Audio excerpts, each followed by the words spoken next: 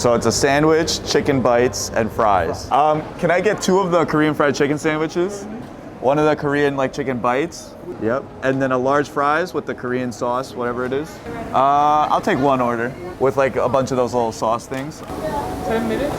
10 minutes? You got a straw in there? All right, we got the goods. Let's see it, Edward.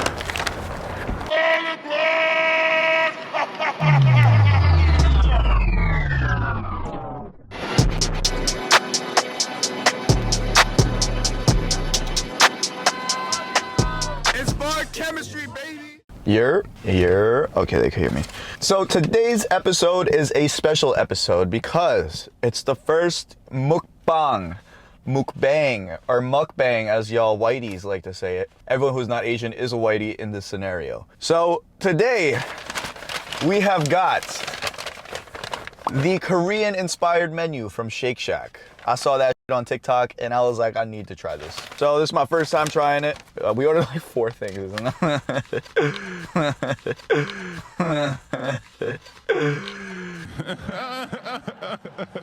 You thought my brain was that small, Eddie? Anyways, we got regular fries, but with the Korean dipping sauce. Put that somewhere like we could share that. We got the chicken bites, also with the Korean dipping sauce. That's what this is for. These are regular menu items with a special sauce. I literally paid for like a couple extra sauces. You don't have to not put that there. No, watch. Intelligence. Oh, he a genius. I knew I kept him around for a reason. Oh my God. You're gonna start saying that shit all the time. That's my thing now. It's for you. Okay. And here we have 2 Korean fried chicken buns. They're with a gochujang and a sesame seed glaze. They do look mighty glazy. Yeah, this doesn't really look that appetizing actually. It looks mad tiny. So this is what it looks like. Much different from the pictures I saw, obviously. It all soggy and couldn't even give me a correctly bunned sandwich. Already negative stars. All right, well, let's eat this. Eddie, cheers. Cheers.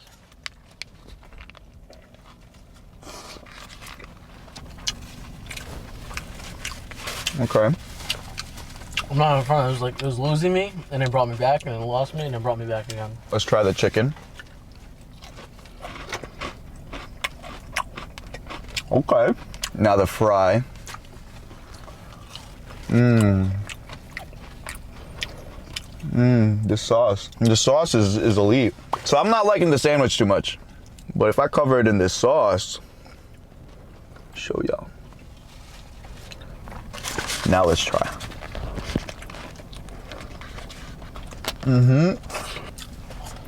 Sauce like calms down the peaks of the flavor. I don't really like the sandwich, I'm gonna be real. I think if I got the regular Shake Shack burger and just covered it with this GOCHUJANG mayo, but this is a disgrace. They said it had like a kimchi slaw at the bottom. It doesn't taste like kimchi at all. These little chicken bites though in the sauce. Dang. I like the Popeye's chicken sandwich better. I think that's the best fast food chicken sandwich. You had ramen burgers? No. Damn. Smorgasbord? No. When you get hyped up. Yeah, you get disappointed. Just like here, just like right now, I'm disappointed. Oh, that was a spicy burp. I'm drinking root beer. I like root beer. 4 out of 10, yeah. It's a good assessment. 3 points just for creativeness. Going outside the box. Yeah, for being different. Yeah, for being different. That's and that's it. Chicken bites in the gochujang mayo, 7 out of 10. Actually, just got a bunch of these things.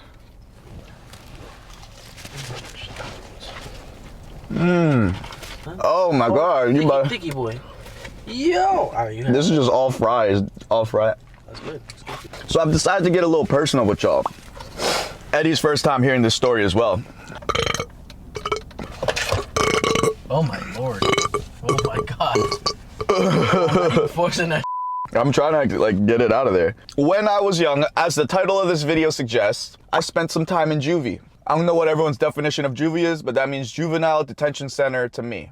I may have, you know, said little things here and there during my lives or whatever about like having a very troubled childhood, which I did. And I don't really talk about it in my content a lot just because I feel like it's like virtue signaling in a way. Like, you know what I'm saying? Like you're trying to like, I hate like this like whole like oppression Olympics that happens on the internet. I don't like that. So I don't want to sound like I'm trying to get involved in that, being like, oh, well, I went through this, so, you know, blah, blah, blah. I went in and out of the psych ward multiple times for depression and bipolar. So I'm technically diagnosed with bipolar disorder, but I do not believe in any way, shape, or form that I'm bipolar. Would you say I'm bipolar? No. Yeah, not even close. Fake type. Yeah, I'm like type, but it's like, that's just like regular mood swings. Like bipolar disorder is like something serious.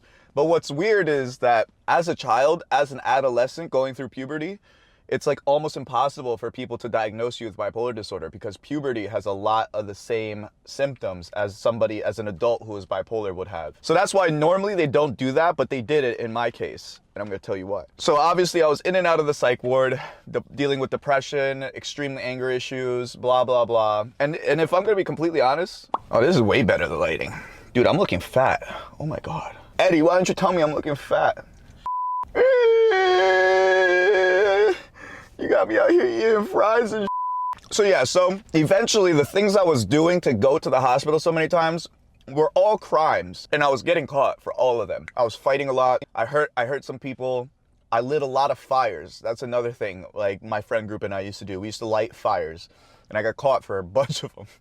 Pretty much all of the big ones that got any police called on it, I was caught. Or like we were all caught, but I was the one with the record. And yeah, and eventually I had racked up so many like charges, and there was one to top it all off. Eventually I had so many charges against me that they locked my ass up. And they locked me up, and I got locked up for about 3 days. And it was literally Christmas Eve, Christmas, and the day after Christmas that I got locked up. I was 12 years old. So then as soon as I got locked up and I got out, they put me on house arrest. Back in the day, it was just my mom raising me and my brother. My grandfather had passed away not long ago, so my grandmother moved to California, and she was having a real tough time raising my ass, being crazy. But you know, my childish ass didn't care. Being on house arrest and basically being expelled from the middle school, I had to go meet my teacher at the library every day for like private tutoring because it's illegal for you not to go to school, right? So I'm going every day, and that's like the one time I'm allowed to leave my house is to go to the library and come back. So one day I go to the library, and my teacher ends the session early. And she ends it early because she's got life to live. She was a hot teacher. I don't know what she taught at the other school, but she was teaching me everything. History, English, math.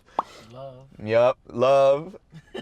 Teaching me about, nah, I'm kidding. That makes her sound like a creep. I'm not gonna say that. She was a cool teacher, but she had to leave early. So now I'm sitting at this library with like an extra hour and a half of time, which for a young delinquent like me, that was trouble. You were just asking for trouble. I went and I walked to the community center, which was a couple blocks away from the library. So I figured that my ankle bracelet wouldn't go off and alert people that I was outside of where I was supposed to be. So I go to the community center where more of my troublemaking friends are hanging out, and they're with these two girls who I've never met before. It's the dead of winter, obviously. It's like after Christmas. So like there's ice and snow everywhere. I'm meet up with them, I'm talking to them, and one of the girls like tackles my one boy because like, you know, they're flirting. We were 12, that's how you flirt, right? And she hits the floor, and when she hits the floor, or both of them hit the floor, when they both hit the floor, I reach down, nudge my friend, and I'm like, yo, watch this, like as a joke. And I pretend to flick my lighter near her pants. Pretend. I know I didn't flick. Like I was fully conscious of what I was doing. Did not flick the lighter whatsoever. She gets up, her knee is bleeding, like kind of profusely because she had just hit the ice hard. So she runs inside. Her friend that she was with starts yelling at my boy because he hurt her, even though she's the one who attacked him. And we both go inside to like, you know, see if she's okay. We go inside, and this girl, her friend, starts like freaking out on me, like screaming at me, being like, I saw what you tried to do, blah, blah, blah. And I was like, you think I would light this girl on fire? Like, that's what you think I was trying to do? And I was like, it was a joke. I didn't even flick the lighter, like calm the down. And I was getting tight. I'm like, you're literally making a huge scene right now in the community center. I'm not even supposed to be here. And this is dangerous for me. So the community center staff come over. They bring all of us to the office, hear her story. They don't even bother to hear my story, by the way. Call the police. Police show up. They see my ass there, and they're like, oh, it's over for him. They knew me. They bring me to the police station, and obviously they're like pressing me. They're like, what did you do? Why are you there? blah, blah, blah. So the fact that I was there in the first place was already an L. Like, I took a huge L there. But now they think I lit a girl on fire or attempted to light a girl on fire while I was breaking my house arrest. So obviously my mother's called. She comes in. She's crying, of course. And it was just a nightmare. They tell me I can't go back home. They take me straight to the juvenile detention center for the second time now. It's like the night before New Year's. So I spend New Year's as well in juvie. And this time I'm like, God, I really f***ed up. Like, I know I really f***ed up. I know I'm not getting out in just 3 days now. Like, I definitely f***ed up. So when I got there, this place was a zoo. Like, there was like 25, 30 kids in there. The youngest one was probably 15, and I was the only Asian kid, obviously, in the whole place. I was literally like the smallest kid, the skinniest kid, the youngest kid, the only Asian kid. I've never dealt with more racism in my life. That it was scary. Luckily for me, one, I knew how to fight, but it wouldn't have really helped because all these kids knew how to fight, and they were all way bigger than me. But one of my boys was actually also locked up in there at the same time I was. He was the kid that taught me how to fight when I was like 11 years old. And he was way older. He was like 17 at the time. So he looked out for me heavy. Like, you know, people would obviously f with me a lot, and he definitely like put his neck out on the line for me all the time. All the COs loved me. Like, they went out of their way to try to teach me things and make my stay more comfortable. A few of them really changed my life. Like, you know, I grew up without a strong father figure in my life most of my life, and many of them I looked up to as that figure during that time period. But yeah, I really found God during that time, for sure. That was my first time being extremely religious, was in there, and my grandfather had just passed away, so I was going through a lot. Either way, I'm very glad that happened to me, because if you couldn't tell, I was a twerp. If I saw my 12-year-old self and the way I was behaving right now, I would love to kick the out of him. I needed all that to happen because it taught me at an early age. It put me through a lot of trauma quick and early, and which is why I think I'm able to look at things from a more mature lens for the past few years now, because I've been through more. A lot of people go through that in their 20s and 30s after they leave home because their parents sheltered them so well and did such a good job of babying them all their lives that once they get to the real world, they start really f***ing up and experiencing real problems, and then it's a lot harder to come back from. But I went through all that when I was 12. So for me now, whatever hardships I hit, I'm just like, this is really not that bad. Because after juvie, I had to go to a criminal boarding school. And let me tell you, that was way worse. But that is a story for another time. This is getting too long as it is. But anyways, I don't want to say this on camera because it might be illegal. So I'm not going to. But I'm just saying that I finessed. That's all I'm gonna say. And that's all I can say until I consult a lawyer with what I'm allowed to say. So yeah, either way, I got my ass out of there. They sent me to a boarding school, and I went through all the steps to getting back to regular life. Went to college even, all that good stuff, right? Not that college is like a mark of success, because I don't believe that it is. A very huge part of my life. It really gave me perspective on what the real dangers of society was. And growing up, it gets clearer and clearer to me, and more that the things that the news tells you is the enemy, and the things that, you know, these politicians are saying you need to worry about, they're not. I've seen the worst of the worst. I've seen what happens to children who are dealt the hand possible.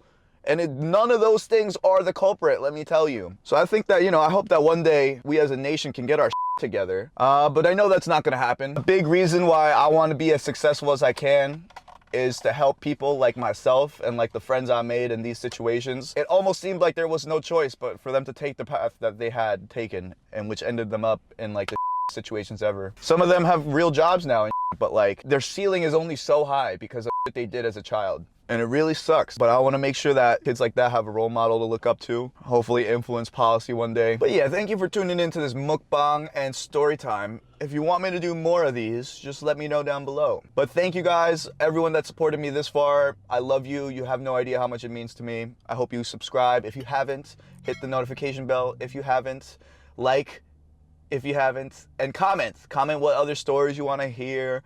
Comment about, you know, what other type of videos you liking from us, and that's about it. You feel me? I feel like people in the parking lot, there hasn't been many people in this parking lot, but I feel like they're looking at us crazy. If you like this shirt, it is a part of my new merch collection. You should check it out. Linked in the description, as well as the bar tools, all that jazz. You know it. Eddie, transition it out. Hang it up.